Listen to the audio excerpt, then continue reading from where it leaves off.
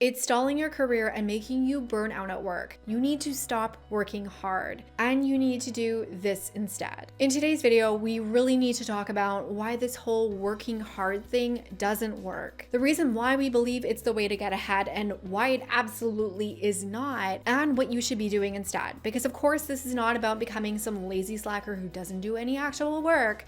This is about becoming more effective, accelerating your career, and having some semblance of work-life balance, or whatever you want to call it. If that sounds good, give this video a like and let's jump straight into it. Okay, so there's one place that we need to start, and that is, why do we think that hard work is the answer? Now, for most of you watching this video right now, you have been told your whole life that hard work builds success. You were told this by your parents, you were told this by your teachers, you might have been told it by coaches, by friends, by so many people whose opinion really mattered to you in life. Throughout your education, the hours that you put in were probably associated with achievement. And that might not have just been academic. It also could have been in clubs you were in sports, all sorts of things. However, what we need to think about is when we get into the professional and particularly the corporate world, what does hard work actually mean? Now, typically when we talk about hard work, we're talking about a few things. Typically when we talk about working hard, what we're really talking about is working a lot of hours. In fact, the minority of people are working a 40-hour work week. In Gallup polling in August 2021, 43% of adults reported that they were working 43 to 44 hours per week. 25% said that they were working between 45 and 59 hours a week. That's 1 in 4 people working more than 45 hours a week. And 16% were working above 60 hours per week. There are many industries where working beyond 60 hours is an industry norm. And many of the clients that I work with are working 50, 60, 70, and even 80 hours a week. It is not healthy and it is not sustainable. And we'll get into that a little bit more in just a few minutes. But working hard doesn't always mean the number of hours that you're working.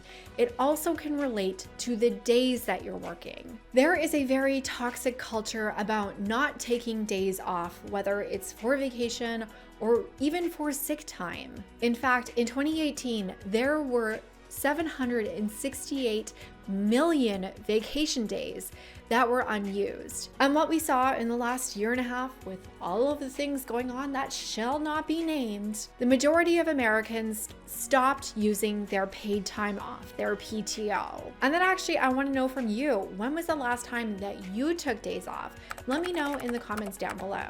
Another thing that we might mean when we say working hard really might just be prioritizing work over everything else. And yes, I do think that sometimes work is a priority. There's big product launches. There's a really important project that you're working on.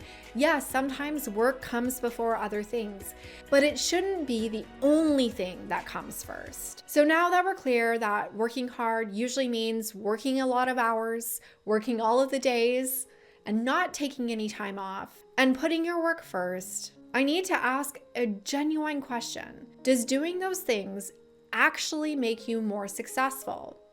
Well, if we look to the research, the answer is probably not. To begin with, if you're working all of the hours, it's actually making you less productive. This is one of my favorite studies to talk about. It was conducted at Stanford, and what it looked at was productivity with increased hours.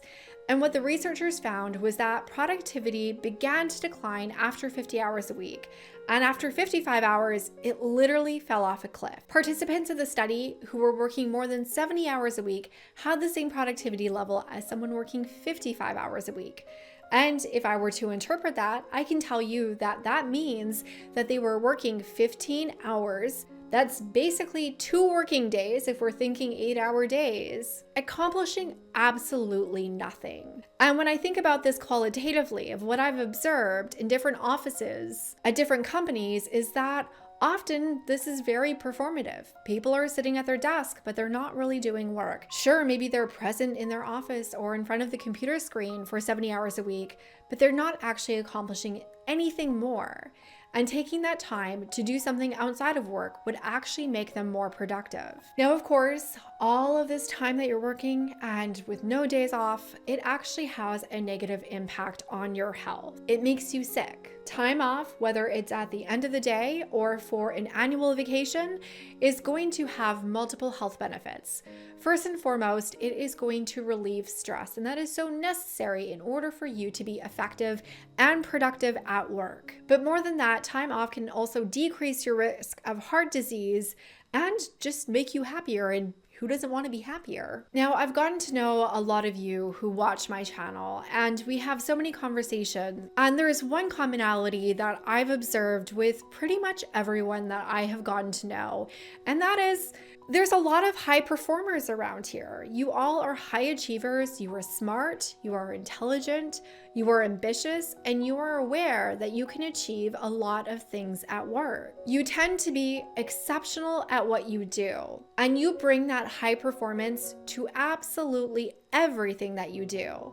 And this is where we need to stop breaking down the working hard to working smart. The thing is, your high performance is the problem. High performers tend to highly perform on all of the things, whether they matter or not. For example, who here is guilty of working all day to maintain inbox zero, or being hyper organized and chronological when submitting a expense report? If you're a high performer, you probably tend to overachieve on all of the things.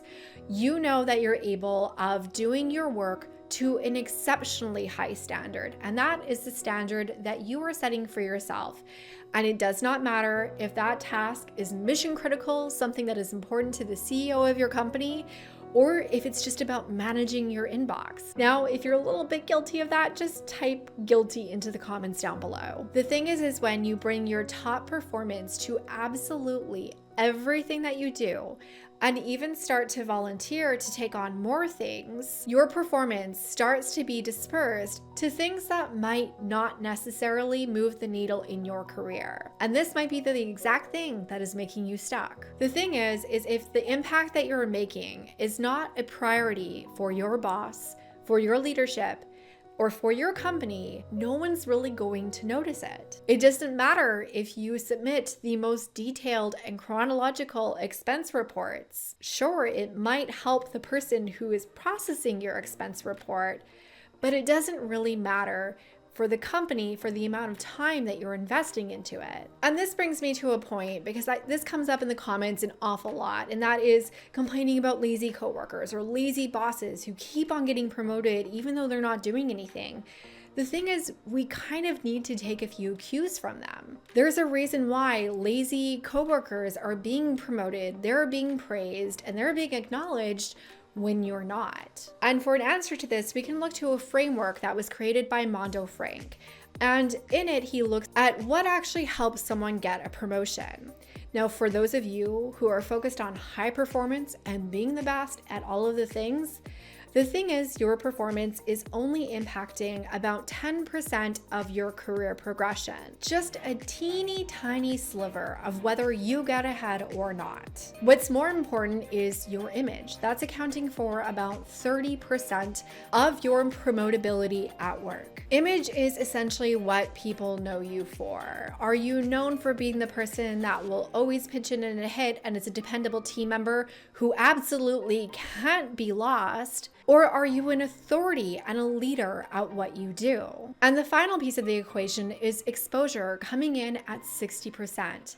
This is all about who knows what you do, what impact you're making, and who knows about it. Who within your organization knows what achievements you're making? Does your boss's boss's boss know your name and what you're working on? Or even more importantly, how you just generated a whole bunch of revenue for the company or saved them a ton of money. When you're making the right impact and the right people know about it, a lot of the other corporate BS really matters a lot less, in my opinion. And that leads us now into what to do about it. How do you stop relying on working hard, working all of the time, and really start to take a strategic approach to your effort and investment at work so that you are overachieving on the right things, standing out, and getting ahead? Well, first and foremost, I have to tell you to set boundaries, and I have a whole video on work-life boundaries that I think are really important for you to have. But prioritizing your personal time and setting an end time for your day is going to make sure that you have time to invest in yourself and the areas of your life that are most important to you.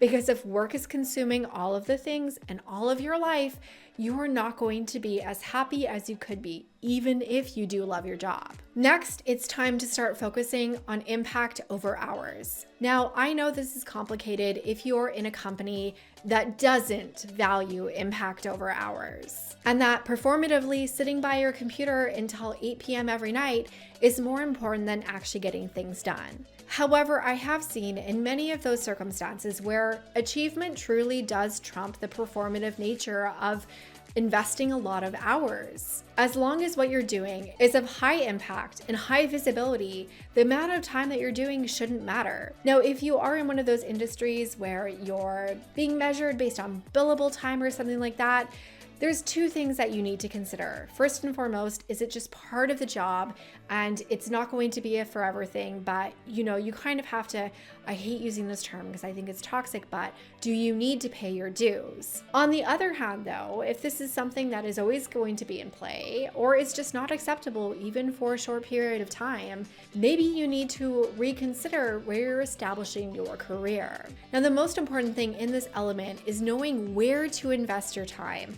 And I actually have a workshop, Glow Up Your Career, where I talk about how to find the strategic impact.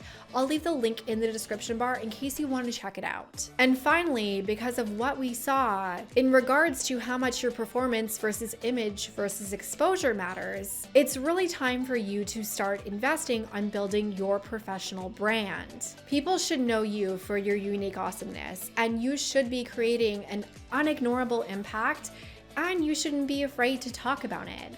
This is so important that my next few videos are really going to focus on helping you build your professional brand to help you stand out at work and maybe to even make some opportunities come towards you, because no one complains when recruiters are sliding into their DMs. Now, I'd love to hear from you. Would you rather work hard, meaning a lot, or strategically in order to advance your career? Let me know in the comments down below. I'm also curious, this is a little bit of a different format for me. Let me know your thoughts on it as well. Now, if you are looking for more ways that you can stand out at work right now, I want you to go and check out this video right here where I give you some tips. But before you go, if this video helped you let go of working hard, give it a like. It really helps my channel, makes you my favorite career bestie. It's a win-win situation. As always, my friend, thank you so much for watching. I will see you in the next video. Bye for now.